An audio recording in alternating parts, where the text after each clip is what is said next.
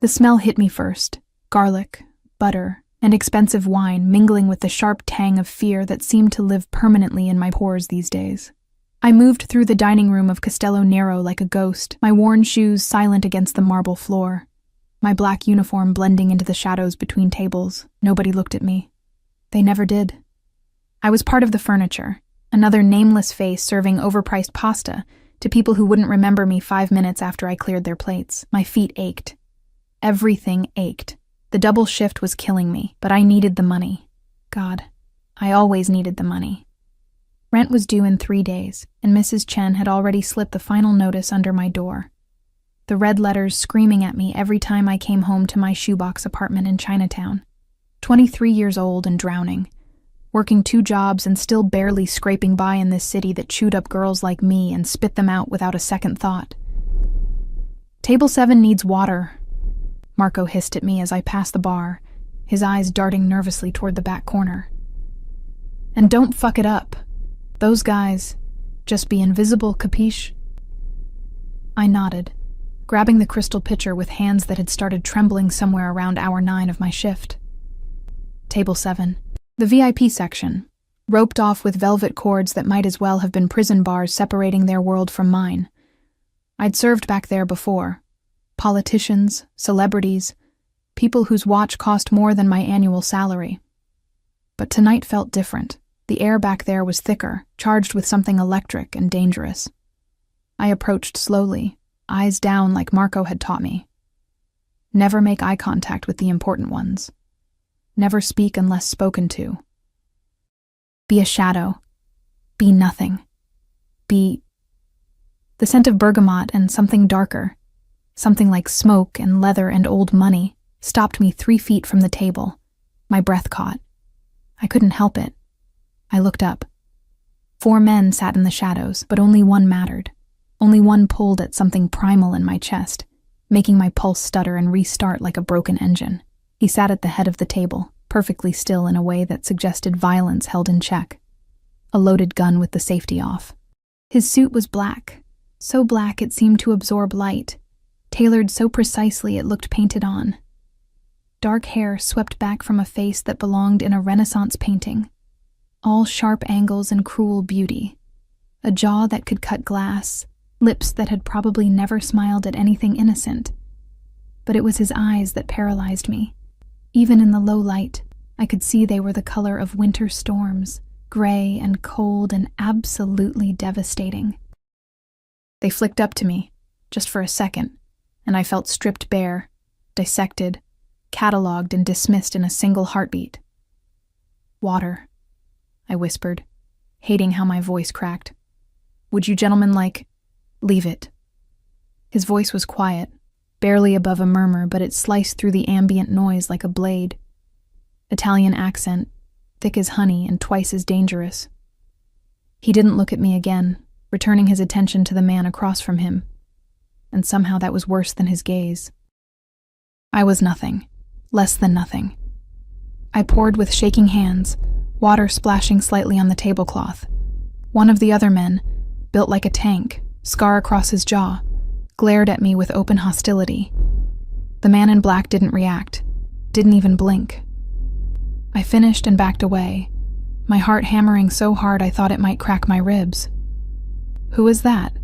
I heard one of them ask in Italian as I retreated.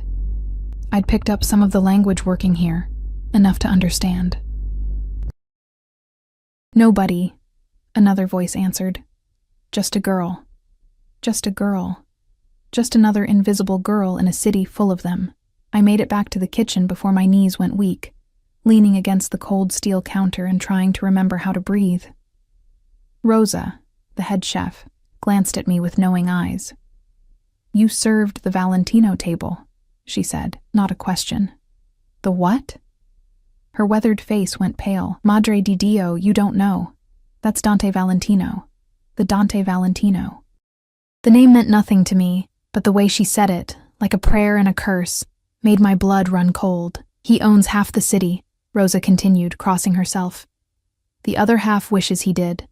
Mafia tesoro, old blood, dangerous blood. You stay away from men like that. They don't see girls like us as human. We're just, she gestured vaguely, disposable. I swallowed hard, nodding. Disposable. Yeah, I knew all about that. The rest of the shift blurred together in a haze of exhaustion and anxiety. I kept my distance from table 7, let Marco handle their orders, their wine, their mysterious conversations in rapid Italian that made the air around them vibrate with tension. But I felt his presence like a black hole, bending gravity, impossible to ignore even when I wasn't looking. It was after midnight when my second disaster struck. I was carrying a tray of dirty dishes back to the kitchen, my vision swimming with fatigue, when my shoe, my stupid worn-out shoe with the sole that had been flapping loose for a week, caught on the edge of a carpet. The world tilted. The tray flew from my hands in a slow-motion arc of catastrophic inevitability and crashed directly onto table 7. Glass shattered. Wine exploded across that perfect black suit like blood. Plates clattered and spun, and in the center of the chaos, Dante Valentino sat perfectly still, red wine dripping from his jacket, his face carved from marble, his storm-gray eyes lifting to mine with an expression I couldn't read. The restaurant went silent. Absolutely. Completely silent. My voice came out as barely a squeak. I'm so sorry, I didn't mean... My shoe, I'm so sorry. One of his men was already standing, hand moving toward his jacket in a gesture that made my blood freeze. But Valentino raised one finger, just one, and the man stopped like he'd been turned to stone. You, Valentino said quietly, his eyes never leaving mine. Come here. My legs moved without my permission, carrying me around the table until I stood directly in front of him. This close, I could see the wine soaking into the fabric of his suit, probably ruining thousands of dollars worth of Italian craftsmanship. This close, I could smell that bergamot again, mixed now with red wine and something else. Something that made my head spin and my stomach knot with an emotion that wasn't quite fear. Your name. Not a question. A command. Sophie. Sophie Chen. Why did I give him my last name? Why did I give him anything? Sophie Chen, he repeated, tasting each syllable like wine. You've just destroyed a $10,000 suit, Sophie Chen. $10,000. I was going to die. I was going to die right here on the marble floor of Castello Nero, and nobody would even remember my name tomorrow. I started, then stopped. What could I possibly say? I didn't have $10 to my name, let alone 10,000. I'll work it off. However long it takes, you'll work it off, he interrupted. And something flickered in those winter eyes. Amusement. Interest. How much do you make in a night, Sophie Chen? Answer me. The command in his voice made my spine straighten involuntarily. Maybe 200. On a good night, with tips. He did the math in his head, and the corner of his mouth curved, not quite a smile, more like the shadow of one. So you're offering me approximately 50 nights of your labor, 50 nights of serving wine and clearing tables to pay for a suit I'll simply throw away. Put like that, it sounded absurd. It sounded like exactly what it was. A poor girl's desperate attempt to avoid consequences she could never afford. I don't have anything else to offer, I whispered, hating the tears burning behind my eyes. I wouldn't cry. I refused to cry in front of him. He studied me for a long moment, his gaze traveling from my face down to my worn shoes and back up again, cataloging every detail of my poverty, my exhaustion, my absolute vulnerability. I felt naked under that stare, stripped of every defense I'd built up working in this city that devoured girls like me for breakfast. No, he said finally. You don't. He stood then, unfolding from his chair with a predatory grace that made me step back instinctively. He was taller than I'd realized, at least 6'2", his wine-stained suit somehow making him look more dangerous rather than less.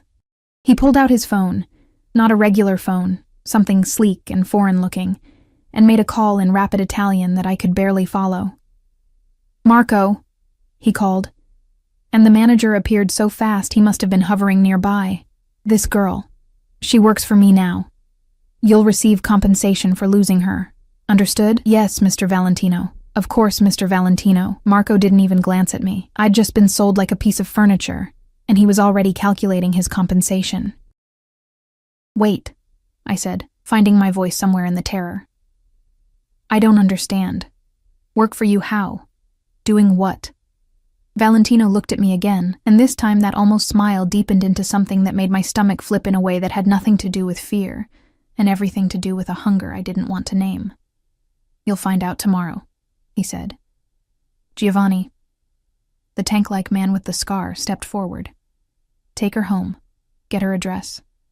She's to be picked up at 8 a.m. Bring appropriate clothing. And Sophie. He stepped closer, close enough that I could feel the heat radiating from his body, close enough to smell the wine on his ruined suit, and that devastating cologne underneath. Don't run. I have a very long reach, and I don't like to chase. It bores me. And when I'm bored, I get creative. Capisce? I nodded, not trusting my voice. He held my gaze for another heartbeat, 2, 3, then turned and walked away, his remaining men falling into formation around him like soldiers around a general. I watched them disappear through the restaurant's private exit, my mind spinning, my body trembling with adrenaline and something else I didn't want to examine. Miss? Giovanni's gravelly voice made me jump. We should go. The ride to my apartment happened in a blur. The black SUV with tinted windows, the leather seats that probably cost more than my monthly rent, Giovanni's silent presence in the driver's seat like a stone guardian. He didn't speak, didn't explain, just waited while I fumbled with my keys at the door of my building, making note of the address with cold efficiency. 8 a.m., he repeated as I stumbled out onto the sidewalk. Don't make Mr. Valentino wait. I watched the SUV disappear into the night, then climbed the 4 flights to my apartment on legs that felt like water. Inside, I locked every lock, 2 deadbolts and a chain, and slid down the door until I was sitting on my threadbare carpet, shaking. What had I just agreed to? What had I just been sold into? I should run. I should pack what little I had and disappear into the city's sprawl, become another faceless girl that nobody would remember or miss. But even as the thought formed, I knew I wouldn't. Couldn't. Because Dante Valentino's voice echoed in my head. I have a very long reach, and something told me that running would be the worst decision I could possibly make. And underneath the fear, buried beneath layers of self-preservation and common sense, was something else. Something that made my pulse quicken when I remembered those winter storm eyes. That quiet command, the way he'd looked at me like I was a puzzle he intended to solve. I was disposable, Rosa had said. We were all disposable to men like him. So why did I feel like I'd just been collected? I didn't sleep. How could I? I spent the night pacing my tiny apartment, watching the digital clock on my microwave tick toward 8 a.m. with the inexorable march of an executioner's countdown. Every sound in the building made me jump. Footsteps in the hallway, the couple upstairs arguing, the rattle of pipes in the walls. By the time gray dawn light filtered through my single window, I'd convinced myself a dozen times that this was all some fever dream, that I'd wake up and still be just another struggling waitress with nothing more dramatic in my life than overdue rent. Then 7:30 arrived, and with it, a knock at my door. Not Giovanni's fist, but something lighter, almost polite. I opened it to find a young woman in an immaculate black suit, her dark hair pulled into a severe bun, her expression professionally blank. She held several large garment bags and a leather case. Miss Chen, I'm Lucia. Mr. Valentino sent me to assist you. Her English was perfect, barely accented. She swept past me into the apartment without waiting for an invitation. Her eyes taking in my poverty with the same clinical detachment a doctor might observe a wound. We need to prepare you. Prepare me for what? My voice came out hoarse from lack of sleep. Lucia set the bags on my thrift store couch and began unzipping them with efficient movements. Your new position requires certain standards. You'll need appropriate attire and you should shower. I've brought toiletries. I watched, numb, as she pulled out clothes that looked like they cost more than everything I owned combined. Black slacks and some butter-soft fabric. Silk blouses in cream and charcoal. A structured blazer that probably had an Italian designer's name stitched inside. Even the undergarments looked expensive. Delicate lace things that made my cotton Walmart basics look like rags. I don't understand what's happening, I said, and hated how small my voice sounded. Where am I going? What does he want from me? Lucia's expression softened fractionally. the first hint of humanity breaking through her professional mask. Mr. Valentino doesn't explain himself to staff, but you should know. He doesn't acquire people without purpose. Whatever he sees in you, it's kept you alive. That's more than most can say. The words should have terrified me. Instead, they sent a strange thrill down my spine that I immediately tried to suppress. What the hell was wrong with me? I showered in water that never quite got hot, using the expensive products Lucia had brought. Shampoo that smelled like jasmine and something exotic. Body wash that left my skin feeling softer than it had in years. When I emerged, wrapped in my threadbare towel, Lucia had everything laid out like a soldier's inspection kit. She dressed me with impersonal efficiency, her hands quick and practiced, adjusting seams and checking fit with the concentration of an artist. The clothes transformed me. I stared at my reflection in the mirror, the only mirror I owned, propped against the wall, and barely recognized myself. The black slacks hugged my curves in a way my cheap uniforms never had. The cream blouse made my skin look less sallow, less exhausted. The blazer gave me shoulders, structure, presence. Your hair, Lucia murmured, already working product through the damp strands. She styled it simply, elegantly, pulling it back from my face in a way that felt sophisticated. Minimal makeup followed, just enough to hide the dark circles under my eyes, to bring color to my lips. There. Much better.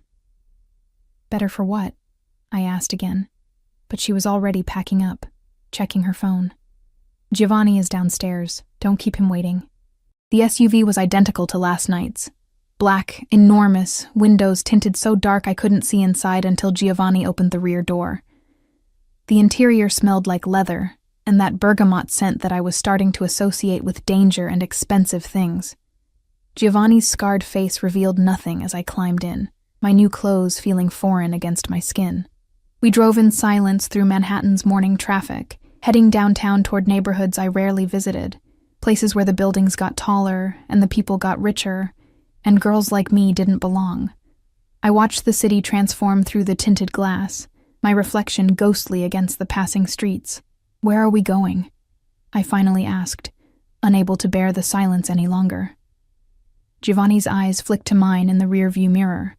For a moment I thought he wouldn't answer. Then, Mr. Valentino's office. He has matters to discuss with you. What kind of matters? Not my place to say, miss. The building we stopped in front of made my breath catch. A sleek tower of glass and steel in the financial district. The kind of place I'd walked past 1,000 times without ever imagining I'd enter. Giovanni guided me through a private entrance, past security guards who nodded respectfully, into an elevator that required a key card to operate. The numbers climbed. 20 floors, 30, 40. We stopped at 50. The doors opened onto what could only be described as a penthouse office. Floor-to-ceiling windows offered a panoramic view of Manhattan that made me dizzy. The city spread out below like a glittering kingdom, the morning sun turning the East River to molten gold. The space was all dark wood and leather, expensive art on the walls that I didn't recognize but knew instinctively was priceless. And in the center of it all, standing behind a massive desk with his back to me, was Dante Valentino. He'd changed from his wine-stained suit into fresh armor, charcoal gray this time, perfectly tailored. His dark hair still damp like he'd showered recently. He was on the phone, speaking rapid Italian that sounded like orders being given and received. Giovanni nudged me forward gently, then retreated, leaving me standing alone on an expanse of marble floor that felt like a stage. Valentino turned, his storm-gray eyes finding me with the same devastating intensity as last night. He ended his call mid-sentence, his full attention shifting to me in a way that made my skin prickle with awareness. For a long moment he just looked, his gaze traveling over Lucia's work with an expression I couldn't read. "Better," he said finally, echoing Lucia's words. "Sit." He gestured to one of the leather chairs facing his desk. I sat, feeling like a student called to the principal's office, my hands folded in my lap to hide their trembling. Valentino settled into his own chair with that predatory grace, lacing his fingers together on the desk between us. "Do you know who I am, Sophie Chen?" His voice was quieter than last night, almost conversational but no less commanding. "Rosa said you're Mafia, that you own half the city." The words tumbled out before I could stop them. His eyebrow rose fractionally. Surprise? Amusement? Rosa is a wise woman. Yes, I am what they call Mafia, though I prefer to think of myself as a businessman with traditional values and methods that are sometimes unconventional. I own legitimate enterprises throughout New York and beyond: restaurants, real estate, import-export businesses. I also handle matters that exist in what you might call gray areas of the law. He paused, watching my reaction. Does this frighten you? Yes, I admitted, because lying seemed pointless. Good. Fear is honest. Fear keeps you alive. He leaned back in his chair, still watching me with those winter eyes. I have a problem, Sophie, a problem that, strangely enough, you might be able to solve. Me? I'm nobody. You're just a waitress who destroyed my suit. He interrupted. A waitress who offered to work off a debt she could never repay. A waitress who caught the attention of some very dangerous people last night when she made her spectacular scene. My blood went cold. What people? I have enemies, Sophie, many enemies. Men who would love nothing more than to see me vulnerable, to find a weakness they could exploit.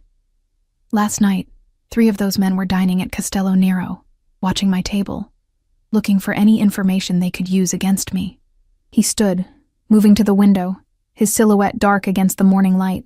They saw you spill wine on me. They saw my reaction, or rather, my lack of reaction, and they drew conclusions. What conclusions? My voice was barely a whisper. He turned back to me, and something in his expression made my heart stutter. That you mean something to me, that you're important enough for me to show mercy to, that perhaps you're valuable, but I'm not. I don't mean anything to you. We just met. They don't know that. He moved closer, perching on the edge of his desk directly in front of me, close enough that I had to tilt my head back to meet his eyes. Perception is reality in my world, Sophie. If they believe you're mine, if they believe I care about you, then you become a target, a tool to be used against me. The implications hit me like ice water. So what does that mean? What happens to me? It means you have 2 choices. He held up one finger. 1, I can make you disappear, quietly, efficiently. You would simply cease to exist and my enemies would assume I eliminated a loose end.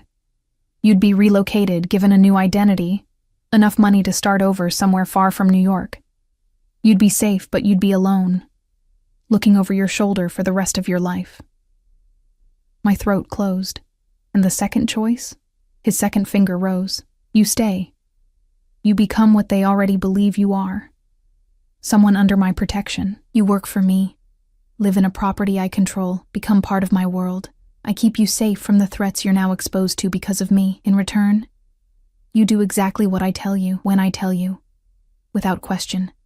That's not a choice, I said. Anger cutting through the fear. That's captivity dressed up in silk. Something flashed in his eyes. Respect, maybe, or recognition. Perhaps. But it's captivity where you live, Sophie. Where you eat well, sleep in a real bed, stop working yourself to death for pennies, where you're protected from men who would hurt you just to hurt me. He leaned closer, and I caught that bergamot scent again, intoxicating and dangerous. Is that really worse than your freedom? That apartment with the broken lock, the jobs that pay barely enough to survive? The invisibility that you wear like armor because nobody in this city gives a damn if you live or die? His words cut because they were true. Every syllable was a knife finding soft flesh, exposing the reality I'd been trying to ignore. I was disposable. I was drowning. And he was offering me a lifeboat, even if that lifeboat came with chains. Why? I asked, my voice breaking. Why do you care? Why not just do what you said? Make me disappear? Why give me a choice at all? Valentino was silent for a long moment, studying my face with an intensity that made me feel transparent. Because you interest me, he said finally. Because when you spilled that wine, you didn't run, you didn't make excuses or blame your shoes or the carpet. You took responsibility and offered to make it right, even knowing you couldn't. That's rare in my world. Integrity, even small integrity, is valuable. So I'm what? A curiosity? A pet project? You're an asset that might become something more. He straightened, moving back behind his desk, putting professional distance between us again. I need an answer, Sophie, now. Because my enemies are watching, and every moment you're unprotected is a moment they can strike. I thought about my apartment, my double shifts, my life of invisible servitude that would grind me down until there was nothing left but exhaustion and forgotten dreams. I thought about Mrs. Chen's eviction notice, about the way Marco had sold me without a second glance, about Rosa's words, disposable. And I thought about Dante Valentino's eyes, winter gray and devastating, looking at me like I was something worth protecting, worth keeping. It wasn't really a choice at all. I'll stay, I whispered. He nodded, unsurprised, and pulled out his phone, more rapid Italian orders being given. When he finished, he looked at me again, and for the first time, I saw something almost like satisfaction in his expression. Giovanni will take you to your new residence. You'll find it considerably more comfortable than your current accommodations. Tomorrow, we begin your real training. You'll learn how to move in my world, how to speak, how to act. You'll learn what to say and what to never say, and you'll learn to trust that I keep what's mine safe. What's yours? I repeated, the words tasting strange on my tongue. Yes, Sophie. As of this moment, you belong to me. Your safety is my responsibility. Your actions reflect on me. Your life is now intertwined with mine in ways you don't yet understand. He came around the desk again, and this time when he approached, I didn't flinch. He reached out, his fingers catching my chin, tilting my face up to his. His touch was warm, gentle even, but there was steel underneath, command disguised as caress. Don't make me regret this decision. I reward loyalty, but betrayal I cannot forgive. I understand, I managed, though I wasn't sure I understood anything anymore. Good. He released me, stepped back.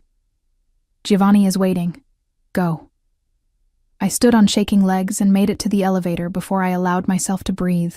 As the doors closed, I caught one last glimpse of Dante Valentino standing in his kingdom of glass and steel, backlit by the Manhattan skyline, already back on his phone conducting whatever dark business kept his empire running, and I realized with a clarity that should have terrified me, I'd just traded one prison for another. The only difference was that this cage was gilded, and the man holding the key was far more dangerous than poverty had ever been. The apartment, no, the penthouse, that Giovanni delivered me to, existed in a different universe than the one I'd left that morning. 43rd floor of a building in Tribeca, all floor-to-ceiling windows and open space that made my old shoebox look like a closet. Hardwood floors that gleamed like honey, furniture that looked like art, a kitchen with appliances I didn't know how to operate. And the view. God. The view of the Hudson River turning gold in the afternoon light made something in my chest ache. Mr. Valentino owns the building, Giovanni explained, his gravelly voice softer than usual as he watched me take it all in. Security on every floor, cameras in all common areas. You're safe here, Miss Chen. Safest place in the city for you right now. It's too much, I whispered, running my fingers along the granite countertop. I don't deserve... Mr. Valentino determines what you deserve. He set a phone on the counter, sleek, foreign-looking, like Valentino's. This is yours now. Only 3 numbers programmed. Mr. Valentino, myself, and Lucia. You don't call anyone else. You don't give this number to anyone else. Capisce? I nodded, picking up the phone like it might bite me. The screen lit up at my touch, showing a background of solid black. No apps except phone, messages, and camera. A leash disguised as technology. Your things from your old apartment will be collected and brought here tomorrow. Lucia will return in the morning to continue your preparation. Giovanni moved toward the door, then paused. Miss Chen. Sophie. I've worked for Mr. Valentino for 12 years. I've seen him angry, violent, even cruel when necessary, but I've never seen him go to this much trouble for someone before. Whatever he sees in you, don't waste it. And don't betray it. He's given you a chance most people in your position don't get. What position is that? I asked, though I wasn't sure I wanted the answer. Alive, Giovanni said simply, and left. I spent the rest of that day exploring my gilded cage, opening closets to find them already stocked with clothes in my size. How did they know my size? testing the massive bed with its sheets that felt like clouds, standing at the windows and watching the city move below like I was a queen surveying her kingdom. Except I wasn't a queen. I was a prisoner who'd been given a nicer cell. Night fell, and with it came the fear. Every shadow looked like a threat. Every sound made me jump. I kept thinking about Valentino's words. Enemies watching, targets, tools to be used, and wondering if men with guns were already planning how to get to me, how to hurt him through me. I should have felt safer 43 floors up with security and cameras. Instead, I felt exposed, visible, a bird in a cage with glass walls. The phone buzzed at 10 p.m., making me nearly drop it. A message. No name, but I knew who it was from. Sleep. Giovanni will collect you at 8 a.m. Wear the black dress in the closet. No greeting. No pleasantries. Just commands. I should have been angry. Instead, I felt something settle in my chest. The weird comfort of knowing someone was watching, even if that someone was dangerous. I found the dress. Black, obviously. Designer label I vaguely recognized from magazine covers. It hugged every curve, ended just above my knees, and made me look like someone who belonged in this world of penthouses and private security. I hung it on the bathroom door and stared at it, like it was evidence of my transformation. Yesterday, I was Sophie Chen, invisible waitress. Today I was... what? Dante Valentino's property, his pet, his responsibility. I didn't sleep that night either. Morning came with Lucia's efficient knock. She'd brought a team this time, a hairstylist who worked magic with hot tools, a makeup artist who painted my face with such skill I looked like a different person. Elegant, polished, expensive. The dress fit perfectly, of course. Everything in this new life fit perfectly, like it had been planned down to the last detail. "Where am I going?" I asked, as Lucia fastened a delicate gold necklace around my throat. It felt like a collar. "Mr. Valentino is taking you to lunch, a public appearance.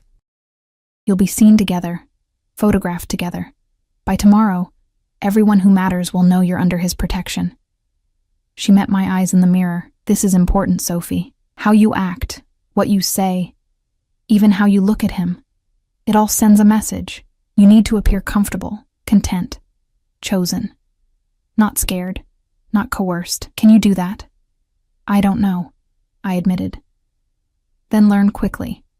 Your life may depend on it." Giovanni collected me at noon, but this time the SUV took us to a different part of the city, uptown, where old money lived and breathed.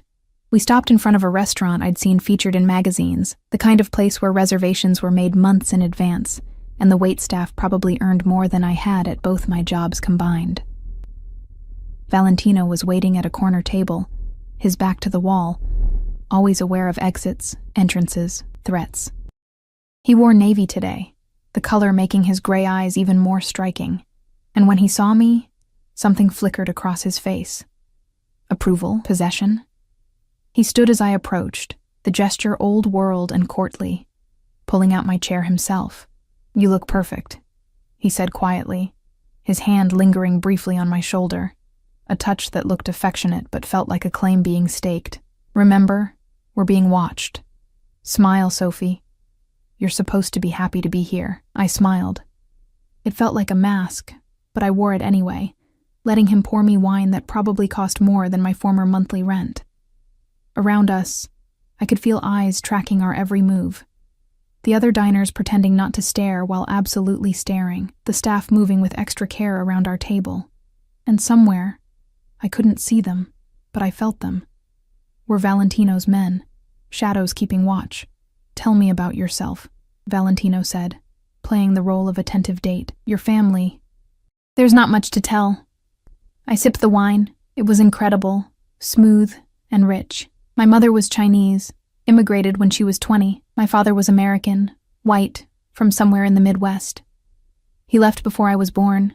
Mom died when I was 19. Cancer. I've been on my own since then. Something in his expression shifted. A crack in the marble facade. No other family? None that claims me.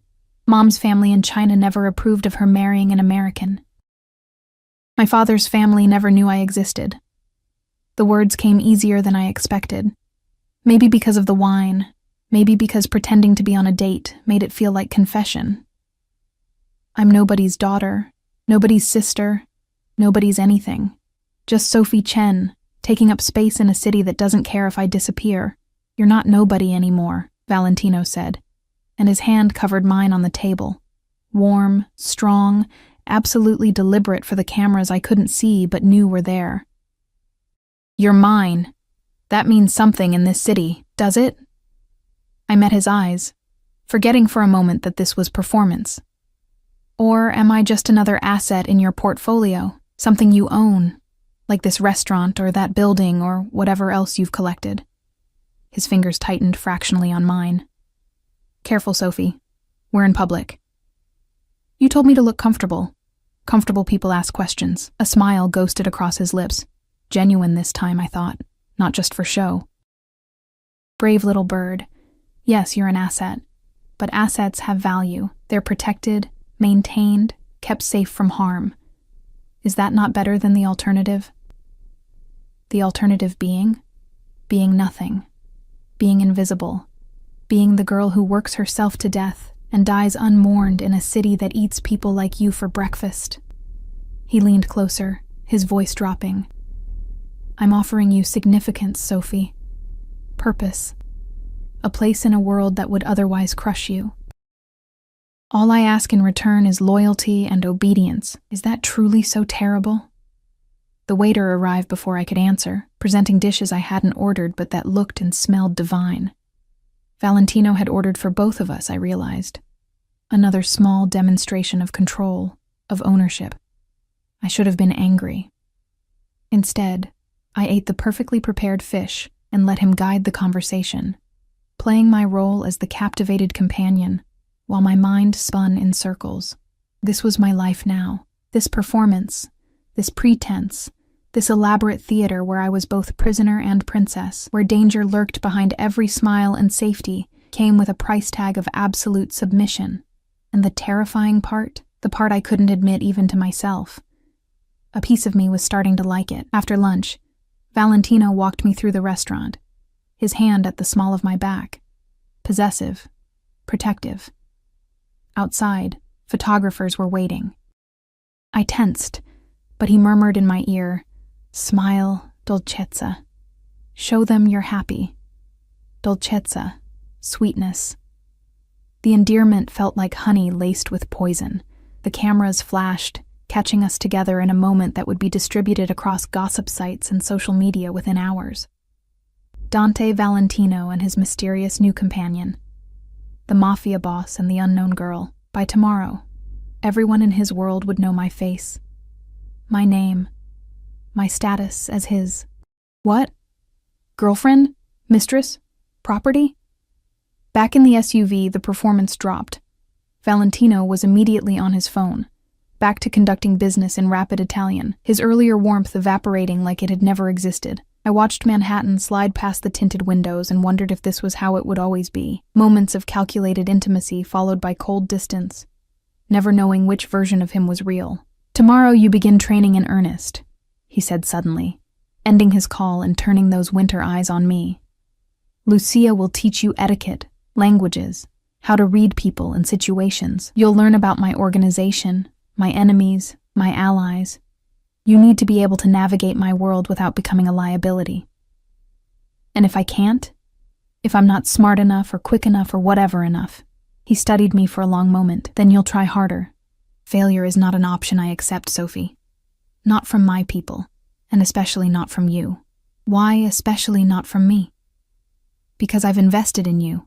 Because people are watching to see if you're a weakness or a weapon. Because... He stopped, seemed to reconsider his words. Because I don't like to lose what's mine. There it was again. Mine. The word that should have made me feel owned, but instead made me feel anchored. Tethered to something solid in a life that had always felt like drowning. The SUV stopped in front of my building, my new building. Giovanni appeared to open my door, but Valentino's hand caught my wrist before I could exit. One more thing. His grip was firm but not painful, his thumb tracing the delicate bones of my wrist in a gesture that felt far too intimate. My enemies know about you now. They've seen the photos. Some will try to approach you, to turn you against me, to use you. If anyone contacts you, anyone at all, you tell me immediately. Understood? What will you do to them? I asked, though I wasn't sure I wanted the answer. His smile was cold, empty of anything resembling mercy. What I do to anyone who touches what belongs to me, I'll eliminate the threat. He released me, and I fled into the building's lobby, my wrist burning where he'd touched me, my mind reeling from the casual way he'd spoken about elimination, about violence, about possession. This was real. This was my life now, and there was no going back to being invisible, anonymous Sophie Chen. That night, alone in my penthouse prison, I stood at the windows and watched the city lights sparkle like diamonds scattered across black velvet. Somewhere out there, Valentino's enemies were planning, watching, waiting for me to become the weakness they needed. And somewhere, Valentino himself was conducting his dark business, moving pieces on a board I couldn't see, but was now very much a part of. My phone buzzed.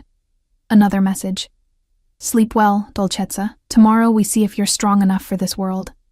I traced the words on the screen, that endearment that tasted like danger, and something I didn't want to name. Strong enough. Was I? Could I be? I didn't know. But as I climbed into bed with sheets that cost more than a month's rent in my old life, I realized something that should have terrified me. I wanted to be. I wanted to prove myself to him. To this dangerous man, who'd pulled me from obscurity and given me significance. I wanted to be strong enough, smart enough, valuable enough to keep.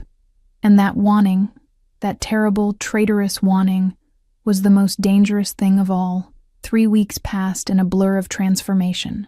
Lucia became my constant companion, drilling me relentlessly in the skills I'd need to survive Valentino's world. Italian lessons until my tongue ached from unfamiliar pronunciations. Etiquette training that covered everything from which fork to use at formal dinners to how to exit a car without showing too much leg. Self-defense classes with the instructor named Marco, different from the restaurant manager who taught me how to break holds, where to strike, how to use my smaller size as an advantage. You're doing well, Lucia said one afternoon as we reviewed photographs of Valentino's associates and enemies.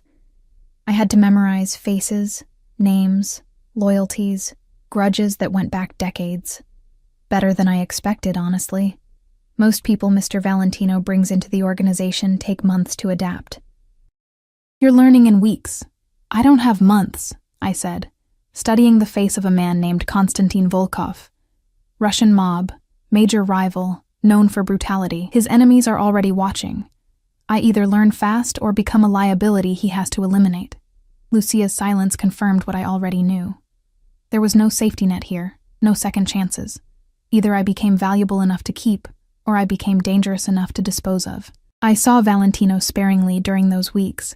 Brief encounters that felt choreographed, calculated, dinner at exclusive restaurants where we played our roles for watching eyes. A gallery opening where his hand at my back sent messages to everyone present. A charity gala where I wore a dress that cost more than a year of my old salary and learned to smile while men who'd ordered murders discussed art and politics. But in private, away from cameras and witnesses, he remained distant, professional. Our conversations were brief, focused on my progress, my training, whether I was ready for the next step. The intimacy from that first lunch never returned, replaced by the cool assessment of a man evaluating an investment. It shouldn't have bothered me. This was a business arrangement, a transaction. Protection in exchange for obedience. Safety in exchange for loyalty. My feelings, whatever they were, had no place in the equation. Except they were there anyway, growing like weeds in cracks I didn't know existed. The way my pulse quickened when his name appeared on my phone. The way I found myself dressing more carefully on days I knew I'd see him. The way his rare smiles felt like victories I wanted to collect and hoard. I was developing feelings for my captor. The realization hit me one night as I stood at my windows, and the shame of it burned like acid. What kind of person fell for the man who'd bought her like property, who kept her in a gilded cage and called it protection? Someone desperate, I answered myself. Someone who'd been invisible for so long that any attention, even dangerous attention, felt like sunlight after years in darkness. The fourth week brought a shift. Valentino summoned me to his office, but this time Giovanni escorted me to a different location, a townhouse in the Upper East Side that screamed old money and older secrets. Armed men nodded as we entered, their deference to Giovanni absolute. Inside, the decor was different from the glass and steel of his corporate headquarters. Dark wood, leather, oil paintings that probably cost millions. This was the real seat of power, I realized. The place where his legitimate business ended and his other empire began. He was waiting in what looked like a study, standing before a massive fireplace, despite the summer heat outside. He'd discarded his jacket, rolled up his shirt sleeves, and for the first time I saw the ink on his forearms, elaborate tattoos that spoke of old traditions, of blood oaths and criminal heritage. They should have frightened me. Instead, I found them hypnotic, wanting to trace the patterns with my fingers. Sophie. He turned, and something in his expression was different, tense. Almost worried. We have a problem. Sit. I sat in the leather chair facing him, my stomach knotting with anxiety. What kind of problem? The Volkov family. He pulled out his phone, showed me a photograph. Me, leaving my building yesterday morning, captured from across the street. They're watching you more closely than I anticipated. Konstantin's nephew, Alexei, has been asking questions. About you, about your background, about your relationship to me. What does he want? Leverage. Proof that you're more than just a front, that I actually care about you. If they believe you're genuinely important to me, you become a target for kidnapping, for ransom, for... He stopped, jaw tightening. For things I won't let happen. So what do we do? My voice was steadier than I felt. He was quiet for a moment, studying the fire like it held answers. When he spoke, his voice was carefully controlled. We escalate the performance. We make them believe you're not just under my protection. You're integral to my life. He seemed to struggle with the word. My companion, in every sense. Understanding hit me like cold water. You want them to think we're... together. Yes, romantically involved. Living together. Sharing a bed. His eyes met mine, and for once, I saw uncertainty there. I'm moving you into my primary residence, my home. We'll be seen together constantly. You'll attend family functions, business meetings. You'll be at my side in situations where only someone truly trusted would be allowed. Won't that make me more of a target? Yes, but it also makes you too valuable to touch without starting a war. If they believe harming you would unleash my full wrath, they'll hesitate. And in that hesitation, we find safety. He moved closer, crouching before my chair so we were eye level. This is more than what I initially asked of you, Sophie. This is asking you to pretend to love me. To act as though you chose this, chose me. Can you do that? The irony wasn't lost on me. He was asking me to fake feelings that were already becoming dangerously real. Yes, I whispered, I can do that. There's something else. He reached into his pocket, pulled out a small velvet box. My heart stopped. This is for appearances only. Don't mistake it for something it's not. He opened the box. A ring gleamed inside, a sapphire the color of deep ocean water, surrounded by diamonds that caught the firelight and threw rainbows across the walls. It was the most beautiful thing I'd ever seen. An engagement ring? My voice came out strangled. The Volkovs need to believe I'm committed to you beyond mere protection. This sends that message. You wear this. We announce our engagement to select people, and you become untouchable. He took the ring from the box, held it up. This was my grandmother's. Wearing it means something in my world.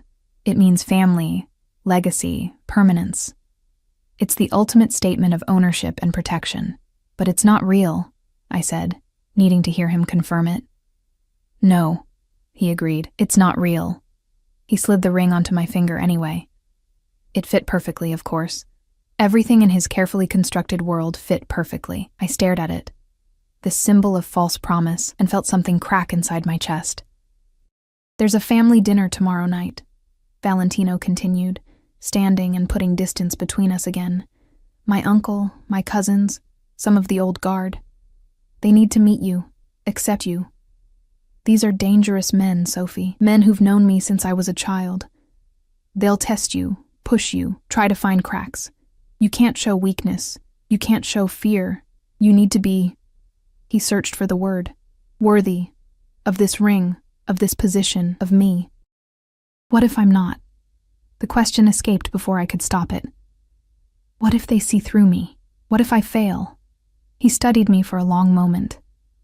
Something unreadable in his winter gray eyes.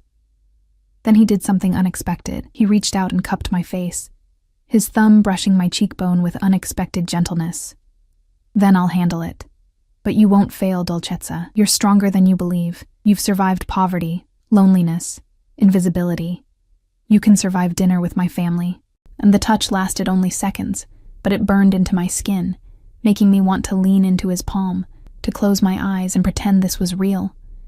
When he withdrew, I felt the loss like physical pain. "Giovanni will move your things to my residence today. I'll meet you there tonight. We'll have dinner together, just the two of us, before tomorrow's performance. You need to learn how I live, how I move through my private spaces. The details matter." He turned back to the fire, dismissing me. "Lucia will brief you on the family members you'll be meeting. Study their files, know their loyalties, their ambitions, their weaknesses.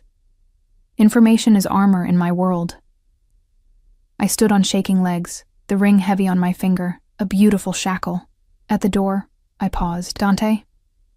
I used his first name for the first time, and saw his shoulders tense at the sound. "Thank you for protecting me. Even if it's just business."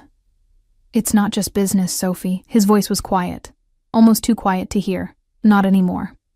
But he didn't turn around, didn't explain what he meant, and I fled before I could do something stupid like ask, like hope, like believe this could ever be more than an elaborate performance.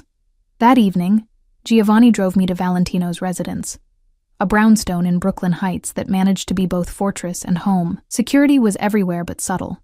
Cameras hidden, guards positioned at strategic points. Inside, the decor surprised me. Warmer than his offices, more personal. Books lined the walls, art that looked collected over years rather than bought to impress. This was where Dante Valentino actually lived, where the performance dropped and the man remained. A woman in her 60s met me in the foyer, Mrs. Rosa, the housekeeper, who looked me over with sharp eyes that missed nothing. "So you're the girl," she said in heavily accented English. "The one who's turned his world upside down." "I didn't mean to. Didn't mean to," she snorted. "Nothing happens by accident around Mr. Valentino. If you're here, it's because he wants you here. Question is, do you want to be here? Or are you just another girl dazzled by money and power?" The accusation stung because part of it was true, but I met her eyes steadily. "I want to survive. He's offering me a chance to do that. Everything else—" I gestured vaguely at the ring, the house, the life I'd been thrust into. "Everything else is just details." Something in her expression softened. Honest, at least. "Come, I'll show you to your room. Well, your rooms. You get the entire 3rd floor. Mr. Valentino's on the 4th, connected by internal stairs." She raised an eyebrow meaningfully. "For appearances." My suite was larger than my entire old apartment. Bedroom, sitting room, bathroom with a tub the size of a small pool, walk-in closet already stocked with clothes I hadn't chosen. And in the bedroom, on the dresser, was a photograph in a silver frame, Dante as a young boy, maybe 8 or 9, standing between an older couple who had his eyes, his bearing. His grandparents, I realized, the ones whose ring I now wore. "He was a beautiful child," Mrs. Rosa said from the doorway, "before the world made him hard, before he had to become what he is." She paused. "His grandmother would have liked you, I think. She always said he needed someone who wasn't afraid of him, someone who saw the boy beneath the monster." "I don't think he's a monster," I said softly. "Then you're either brave or foolish. Maybe both." She left me then, and I stood in that beautiful room, wearing a dead woman's ring, waiting for a man who owned me to come home. He arrived after dark, and I heard him moving through the house below, his voice low as he spoke with someone, Giovanni maybe, or other members of his organization. I'd changed into simple clothes, jeans and a sweater, wanting to feel like myself for these last moments before tomorrow's performance began. A knock at my door. My heart jumped. "Come in." Dante entered, and for the first time, I saw him in casual clothes, dark jeans, a black t-shirt that showed the full extent of his tattoos. His hair slightly mussed like he'd been running his hands through it. He looked younger like this, less untouchable, and dangerously more attractive. "Dinner's ready," he said. "Come, we eat in the kitchen tonight. Tomorrow we perform, tonight we prepare." I followed him downstairs to a kitchen that was clearly Mrs. Rosa's domain. She'd left food warming on the stove. Pasta, bread, wine, simple, homey, nothing like the restaurant meals we'd shared. Dante served us both, his movements comfortable and practiced. And I realized he actually cooked, actually lived like a normal person in these private moments. We ate in silence for a while, the only sound the clink of forks on plates. Then, "Are you frightened? Of tomorrow?" "Terrified," I admitted. "What if they hate me? What if they see I don't belong? They'll see what I show them, that you're under my protection and therefore untouchable." "But Sophie..." He set down his fork, those winter eyes intense. "If this becomes too much, if you truly can't bear it, tell me. I'll find another way to keep you safe. I won't force you to pretend to love me if the thought repulses you." "It doesn't," I said before I could stop myself. "Repulse me, I mean. You don't repulse me." Something flashed in his expression. Surprise? Hope? It was gone too quickly to identify. Good. Because they'll be watching for chemistry, for genuine feeling. They'll test it. Tomorrow at dinner, you may see me do things, say things, that seem cruel. You need to trust that it's necessary. Can you do that? Yes. We finished dinner, and he walked me back to my suite, stopping at the door. "Sleep well, Dolcezza. Tomorrow, we show them you're mine. And after tomorrow, there's no going back. You understand that?" I nodded, my throat too tight for words. He reached out, tucked a strand of hair behind my ear, in a gesture that felt far too intimate for our arrangement. "Good night, Sophie. Good night, Dante." I watched him climb the stairs to his own floor, then closed my door and leaned against it, my heart racing, the ring heavy on my finger. Tomorrow I would meet his family, play the role of devoted fiancé, cement my place in his dangerous world. Tomorrow the performance would become more elaborate, more consuming, more impossible to distinguish from reality. And the terrifying truth I couldn't admit to anyone, not even myself. Part of me was looking forward to it. The family dinner was held at his uncle's estate in Westchester, a sprawling property that made Dante's brownstone look modest by comparison. Giovanni drove us in the armored SUV, Dante beside me in the back seat, his hand covering mine on my lap in a gesture that looked affectionate but felt like steadying anchor. I needed it. My palms were sweating, my heart hammering so hard I thought he must be able to hear it. "Remember," he murmured as we pulled through iron gates. "You belong here. You're mine, and that makes you family. They may test you, but they won't truly harm you. I won't allow it." The house was full of people when we arrived. Men in expensive suits, women dripping with jewelry, the air thick with cigarette smoke, and Italian conversations that flowed too fast for me to follow.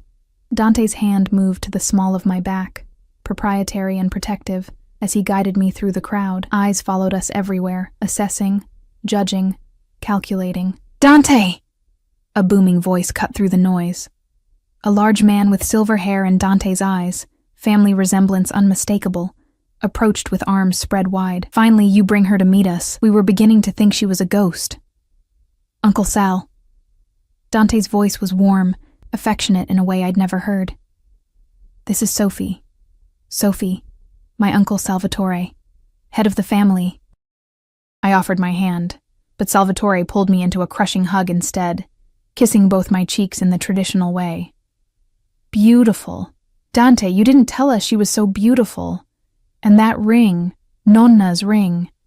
Madonna, this is serious." "Very serious," Dante confirmed, his arm sliding around my waist, pulling me against his side. The gesture looked natural, felt electric.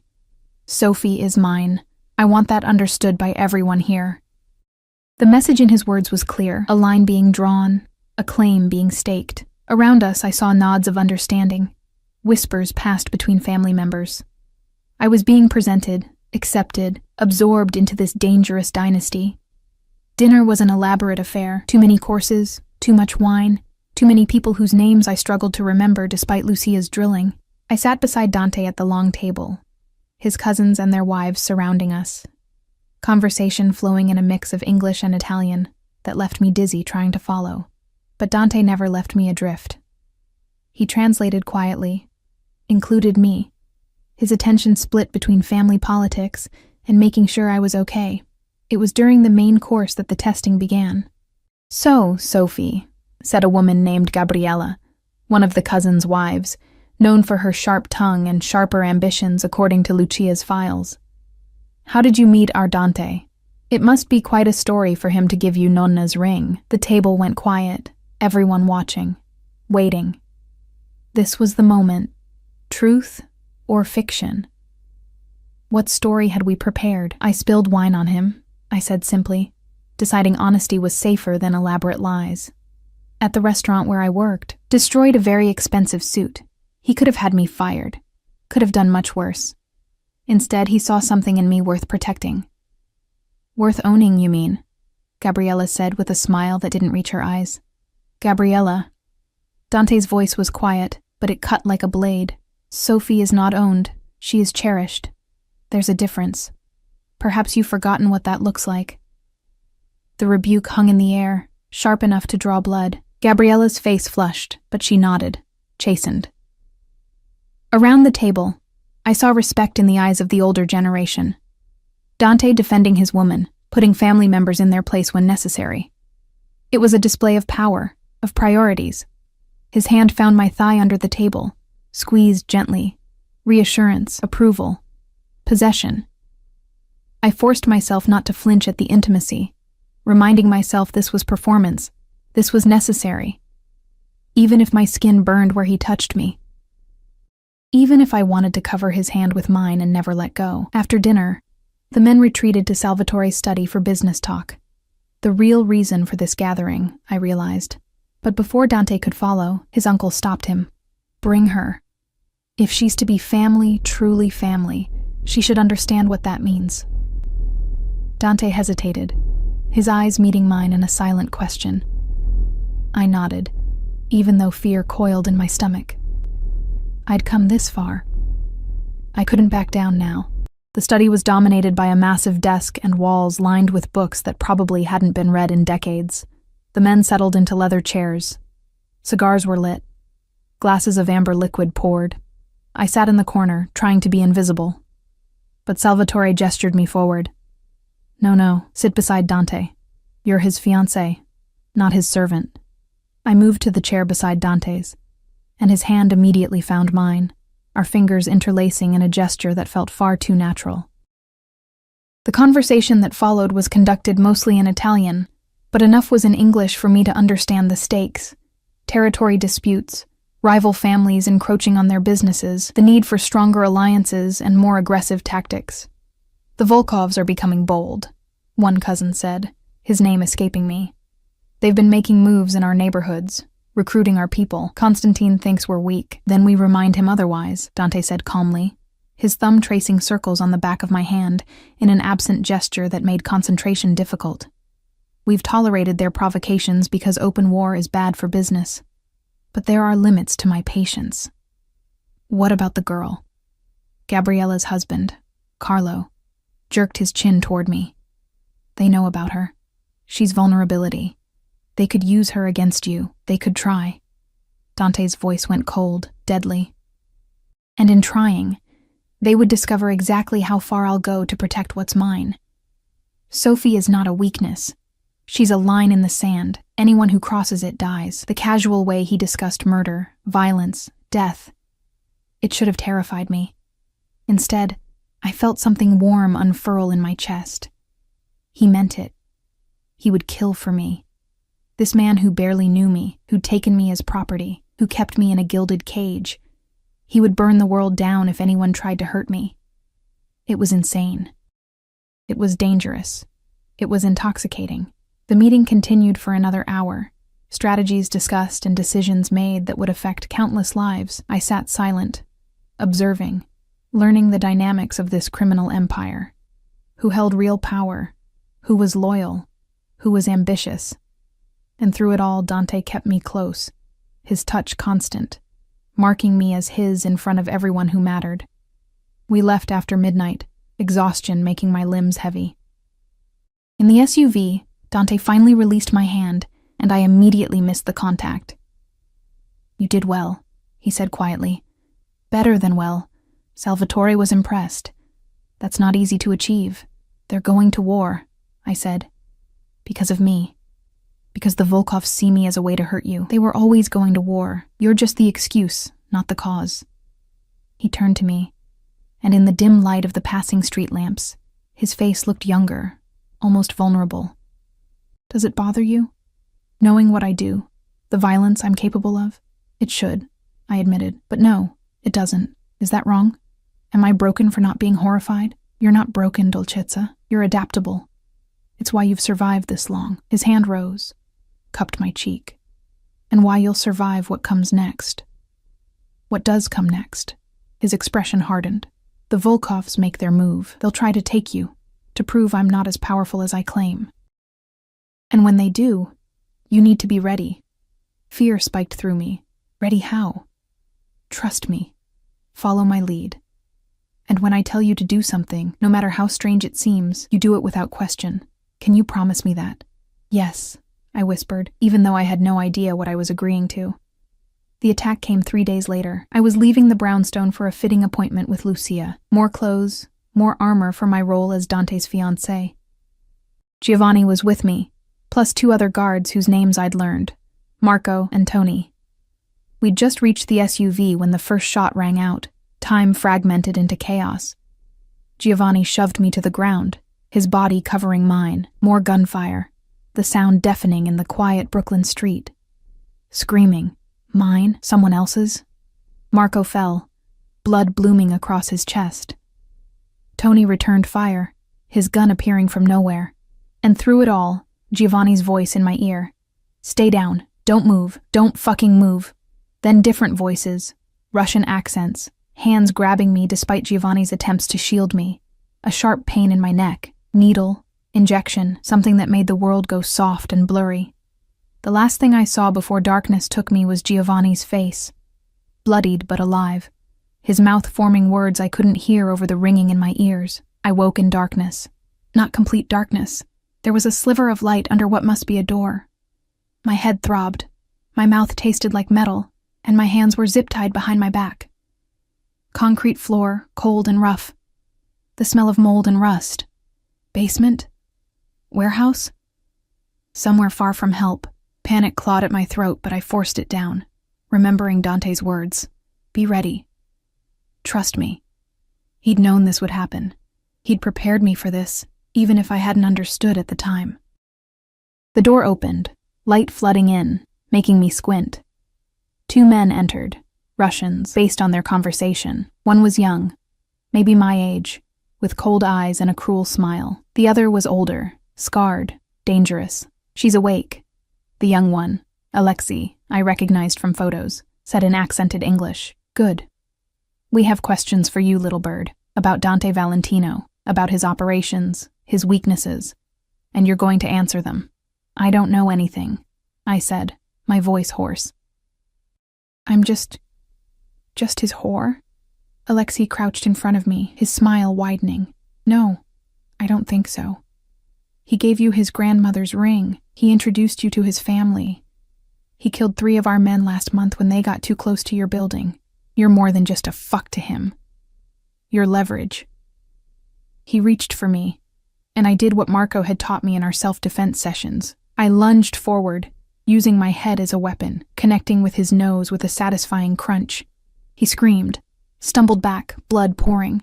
The older man laughed, pulling Alexei away. She's got spirit, this one. Constantine will enjoy breaking her. They left me then, and I fought against the zip ties until my wrists bled, until exhaustion made me collapse against the wall. Hours passed. Maybe. Time was meaningless in the darkness. I thought about Dante, about his winter gray eyes and the way he'd held my hand at dinner. About Mrs. Rose's words, someone who saw the boy beneath the monster. About the ring on my finger, heavy with meaning I still didn't fully understand. I must have dozed, because the explosion woke me, distant but powerful enough to shake the building. Gunfire followed, automatic weapons creating a symphony of violence that made my earlier kidnapping look like amateur hour. Shouting in Russian, then Italian, then the distinctive sound of Dante's voice, cold and commanding even through the chaos. The door to my prison burst open. Dante stood silhouetted in the doorway, gun in hand, his suit splattered with blood that I knew instinctively wasn't his. Behind him, Giovanni and a team of armed men swept through, securing the space with military precision. Sophie. My name on his lips sounded like a prayer and a curse. He was across the room in seconds, cutting my restraints with a knife that appeared from nowhere. His hands checking me for injuries with surprising gentleness. Did they hurt you? Did they touch you? I'm okay, I managed, even though I was shaking violently. I broke Alexei's nose. He's going to be pissed. A smile ghosted across his blood-stained face. Good girl. Then his expression hardened. But he won't be pissed for long. Stand up. I need you to do something for me. Something important. Do you trust me? Yes, I said without hesitation, and meant it completely. He pulled me to my feet, then handed me his gun. My eyes widened. Dante, I don't... Listen carefully. In the next room, Alexei is secured, wounded but alive. The Volkovs need to believe I'm ruthless enough to have my woman execute their heir. They need to fear what we'll do together. I need you to walk in there, point this gun at him and pull the trigger. My blood went cold. You want me to kill him? No, Dolcezza. I want you to pretend to kill him. He pulled something from his pocket, a small vial. This is a very powerful sedative. Alexei's already been injected with it.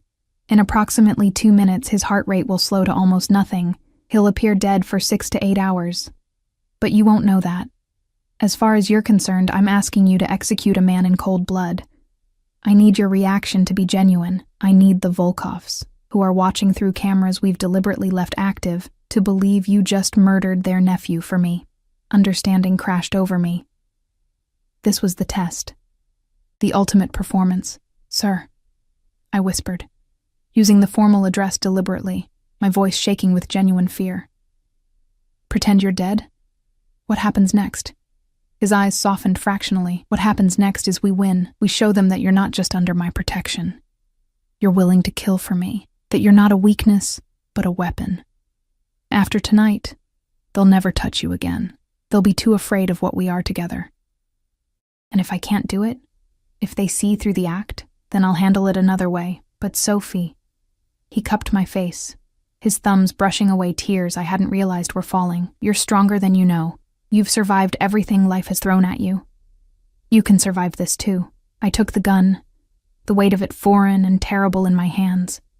Dante led me to the next room, where Alexei sat tied to a chair, his face already pale, his breathing shallow. The sedative was working. Around us, I could feel the watching eyes of Dante's men, the presence of cameras capturing every moment. Do it, Dante commanded, his voice hard, the tenderness from moments ago completely gone. Show them what happens to anyone who touches what's mine. I raised the gun, my hands shaking so badly I almost dropped it. Alexei's eyes were already glassy, unfocused. Was he really going into a death-like state? Or was Dante lying, asking me to actually commit murder? Did it matter? In this moment, with the gun in my hands and Dante's eyes burning into my back, I had to choose. Trust or betrayal, obedience or rebellion, the life he offered or the death that waited if I refused. I thought about the girl I'd been, invisible, drowning, disposable. I thought about the woman I was becoming. Protected, significant, chosen. I thought about Dante's hands holding mine, his voice calling me Dolcezza, his promise that I belonged to him, and he to me in ways that transcended the performance. I pulled the trigger. The gun clicked, empty. No bullet, just sound and fury signifying nothing but my willingness to cross that final line for him. Alexei slumped forward, the sedative taking full effect, his chest barely moving. To anyone watching, he looked dead. I looked dead too, probably. Pale, shaking, the gun falling from my nerveless fingers. Dante was there immediately, catching me before I collapsed, pulling me against his chest.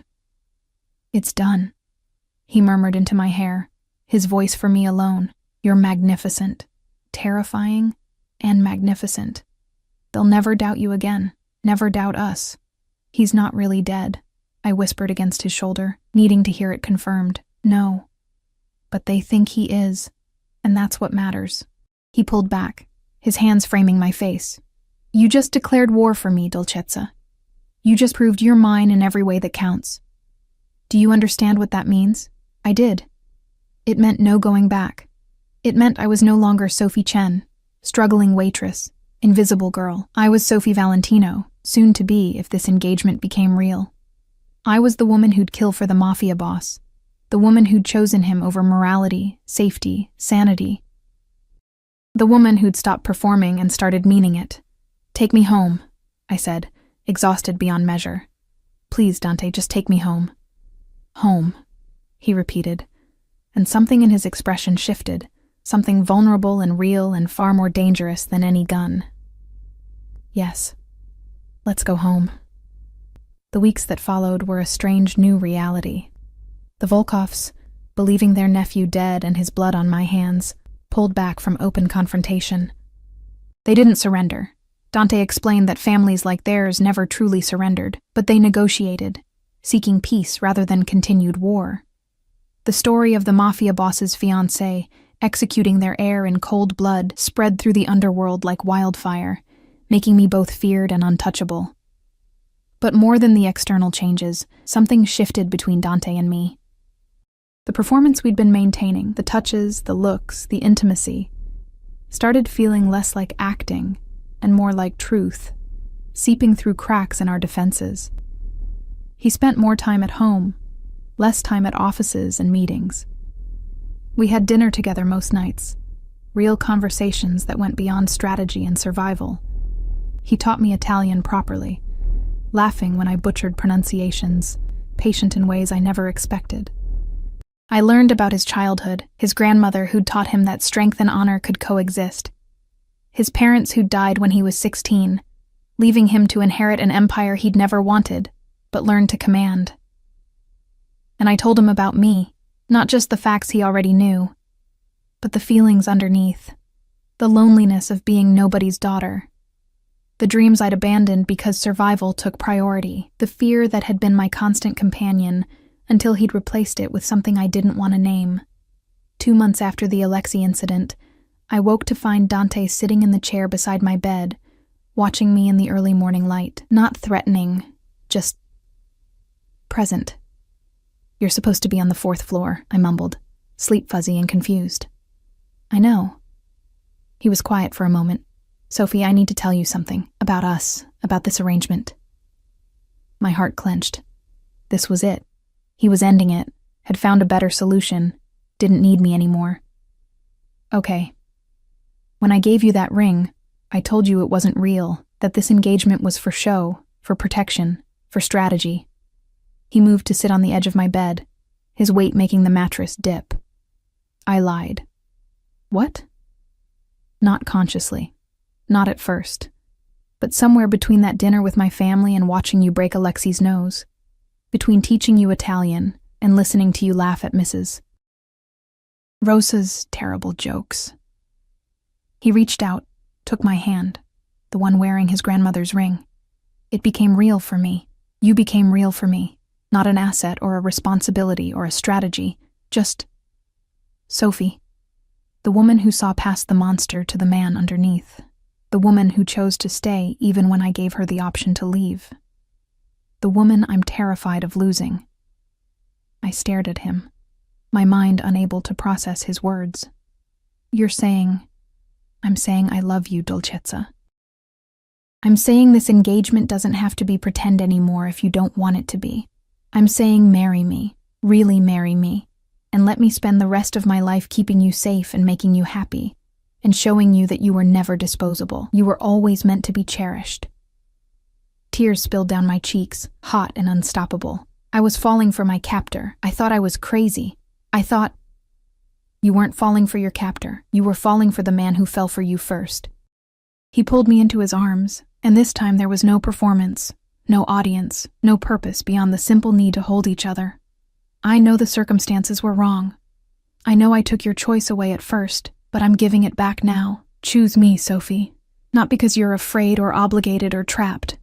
Choose me because you want to, because this, he gestured between us, is worth fighting for. Yes.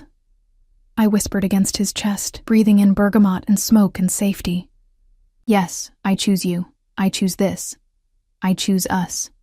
He kissed me then, our first real kiss, and it was nothing like I'd imagined during all those nights lying awake thinking about him.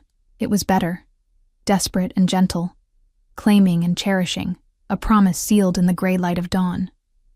We married 3 months later, a small ceremony by his family's standards. Salvatore gave me away since I had no father. Mrs. Rosa cried through the entire service. Giovanni stood as Dante's best man, his scarred face actually smiling, and when Dante slipped the wedding band beside his grandmother's ring, when he promised to love and protect me for the rest of our lives, I knew he meant every word. The honeymoon was 2 weeks in Sicily, where the Valentino family originated, where Dante showed me olive groves and ancient villages and the grave of the grandmother whose ring I wore. We walked through centuries-old streets hand in hand, no guards visible though I knew they were there, no performances necessary because we'd finally found the truth underneath all the pretending. What would you have done? I asked one evening as we watched the sunset paint the Mediterranean gold and crimson, if I'd chosen to disappear that first day? If I'd taken the relocation and the new identity? Dante was quiet for a long moment, his arm around my shoulders, his breath warm against my temple. I would have let you go, made sure you were safe, then spent the rest of my life wondering what might have been if you'd stayed. I'm glad I stayed. So am I, Dolcezza. So am I. We returned to New York as husband and wife, to the brownstone that had stopped being a prison and become a home, to the life we'd built from chaos and danger and an accidental spilled glass of wine. The threats didn't disappear. They never would in Dante's world.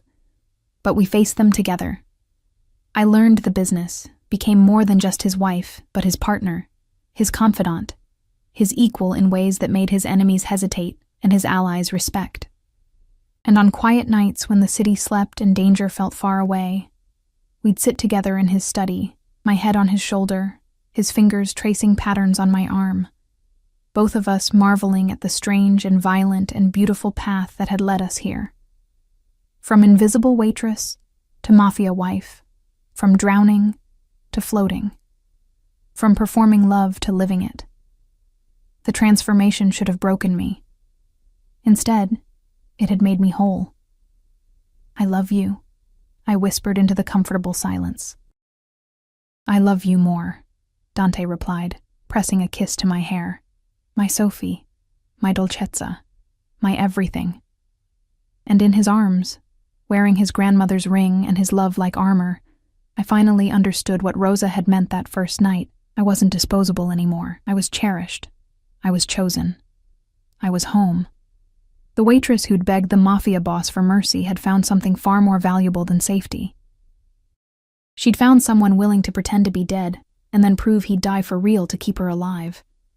She'd found someone who saw her when the whole world had looked away. She'd found love in the last place she ever expected to look, in the winter-gray eyes of a dangerous man who'd given her a choice, and then made her realize she'd always been choosing him, from that very first moment when wine had spilled and fate had intervened. And that, in the end, was the greatest performance of all. Two people pretending they didn't belong together until the pretending became truth.